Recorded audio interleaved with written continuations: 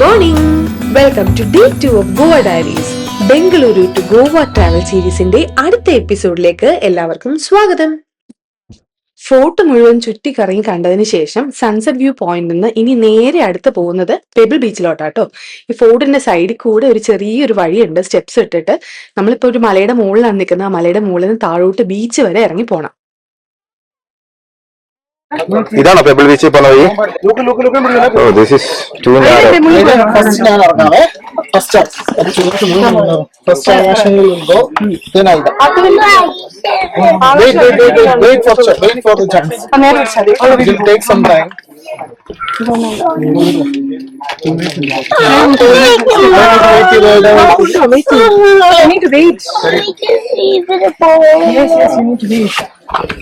ആകുന്നില്ലേ? Hold on.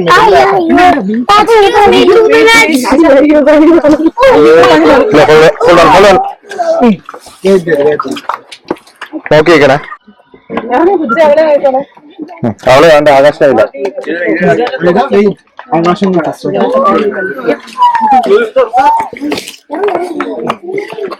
ये बच्चे को दूसरे हाथ में रखो.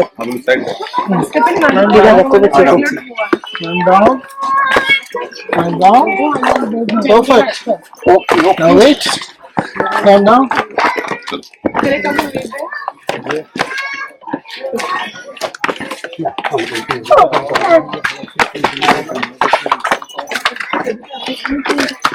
And then fell.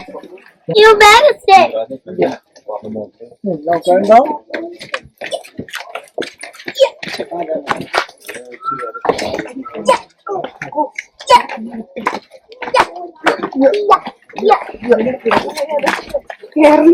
എങ്ങനെ കേറുമെന്ന് എനിക്ക് ആലോചിക്കാൻ വയ്യാത്ത. താഴെ ഒരു കട്ട പോലും ഇല്ല. ഞാനല്ലേ ബബിളിച്ച് കുറെ നോക്കാണ്ടെന്ന് പറഞ്ഞു. ഇറങ്ങുന്ന കുഴപ്പമില്ല, കേറുന്നത് ലക്ഷ്മിയാണോ? You are safe in my hands, okay?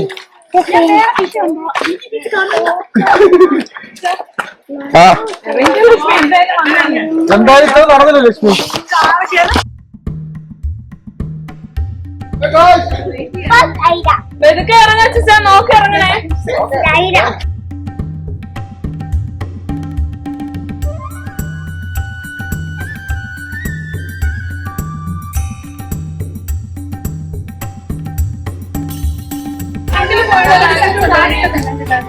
Lakshmi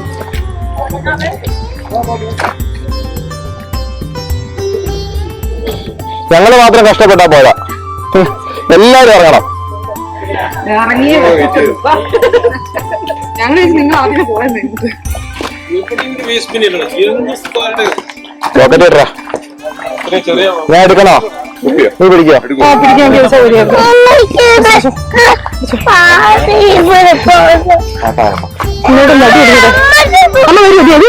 നോക്ക്, ബീച്ച് പോയി നമുക്ക്.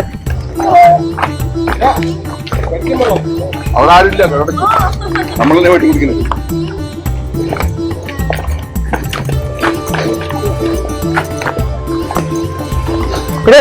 വീടല്ലേ ഇരുന്ന് മറ്റേ എനിക്ക് തോന്നില്ല, ഇവിടെ തന്നെ സൈഡാവടാ. ബുക്കോളിയാച്ച മലയോരത്തില്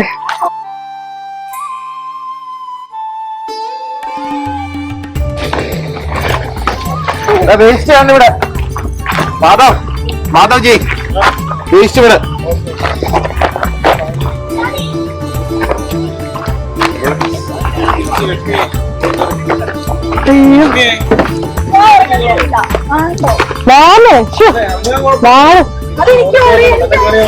എനിക്കറിയാം, പക്ഷെ ഫോട്ടോ ഫ്രെയിം വന്നോടെ, ഫോട്ടോ ബൂത്ത്.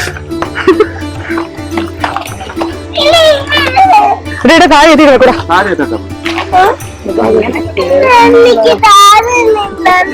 നമുക്കൊരു ബോട്ട് വിളിച്ചാലോ?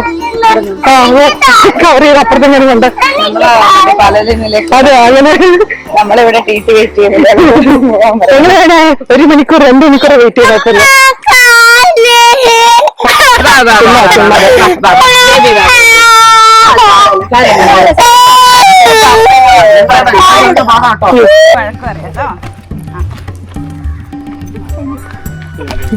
അതൊന്നല്ല, താഴെ നമ്പറാ.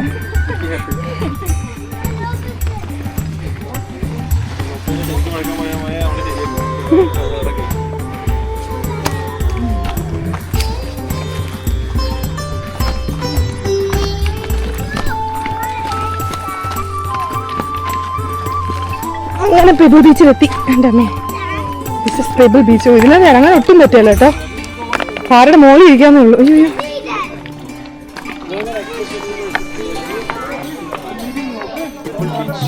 Pebble beach. വാവ്,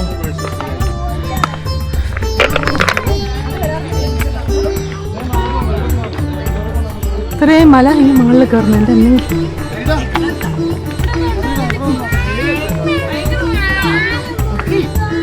പിള്ളേരെന്തിടാ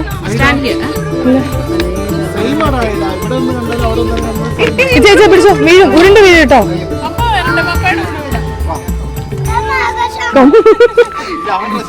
അങ്കിളെ ഞാൻ വിടൂല, വിടത്തില്ല.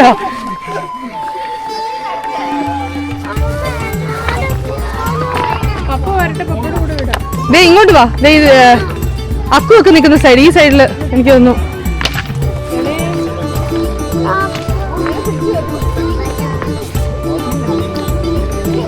അലീഷ, കുട്ടി നീ സമ്മതിച്ചു കേട്ടോ, അമ്മയ്ക്ക് ഇവിടെ നടക്കാൻ വയ്യ. അയ്യോ പറഞ്ഞു, കണ്ട് ഇവിടുന്ന് തിരിയാനൊന്നും പറ്റുന്നില്ല. അതിന്റെ മണ്ടി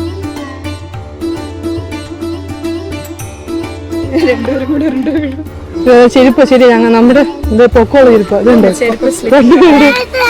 അവിടെ ബീച്ചിലേ കാക്ക വന്നു. കാക്ക അത് അക്കച്ചേരിയുടെ കാക്ക. അടാ വെയിറ്റ് വെയിറ്റ്, അവിടെ വാഴ ഉണ്ടാവും കേട്ടോ.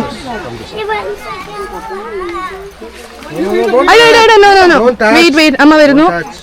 ഇതുണ്ടോ? അതെ, ഇത് വരുന്നോ? തൊപ്പി വെക്കുന്നല്ലോ.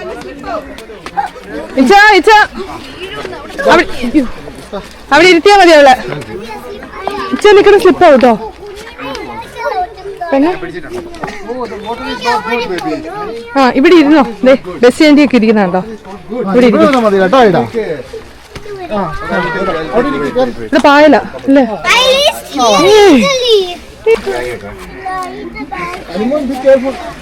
ഇവിടെ പായലാട്ടോ ഈ കിടക്കുന്ന സാധനം. കേട്ടോ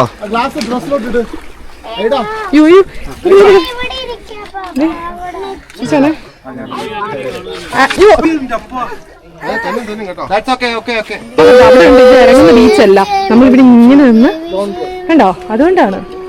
ഇതുണ്ടോ, ഇറങ്ങുന്ന ബീച്ചല്ല. ഇതുണ്ടോ, അത് ഒച്ചയാണ് എടുക്കരുത്. ഞാൻ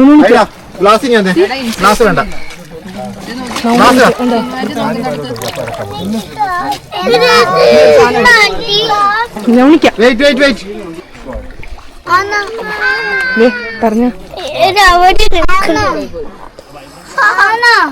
ഇതാണ് പെബിൾ ബീച്ച്. കുട്ടികളെ കൊണ്ട് ഒട്ടും വരാൻ പറ്റാത്ത ഒരു സ്ഥലം. ഇൻട്രൊഡക്ഷൻ കൂടുമ്പോൾ അങ്ങനെ പറയണല്ലോ, വലിയവർക്ക് വേണ്ടി മാത്രം വരാൻ പറ്റുന്ന ഇത്.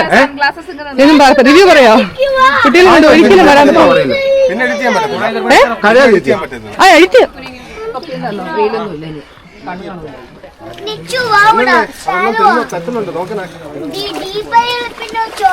പേര് പോലെ തന്നെ ഈ ബീച്ച് നിറച്ചും പെബിൾസ് ആട്ടോ. പെബിൾസ് കൂടാതെ നല്ല ഉരുണ്ട വലിയ പാറക്കല്ലുകളും.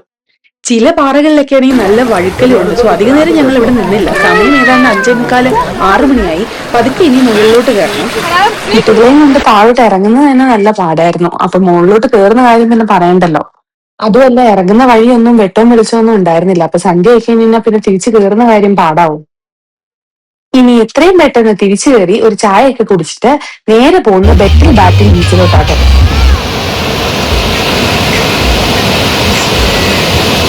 അങ്ങനെ ബെറ്റൽ ബാറ്റിംഗ് ബീച്ചില് ബയോലൂമിനസൻസ് കാണാൻ വന്ന് ഞങ്ങള് രാത്രി 2 മണിക്ക് കാണാവുന്നതേ ആ റെസ്റ്റോറൻറ്റുള്ള പുള്ളി പറഞ്ഞു. പക്ഷെ ആ പുള്ളിയുടെ റെസ്റ്റോറൻറ്റിൽ നിന്ന് കഴിക്കാനുള്ള പരിപാടിയാണ് തോന്നുന്നു. ഇവിടെയും കാണുന്നില്ല. ഇത്ര ഇരുട്ടത്ത് ഉണ്ടോ?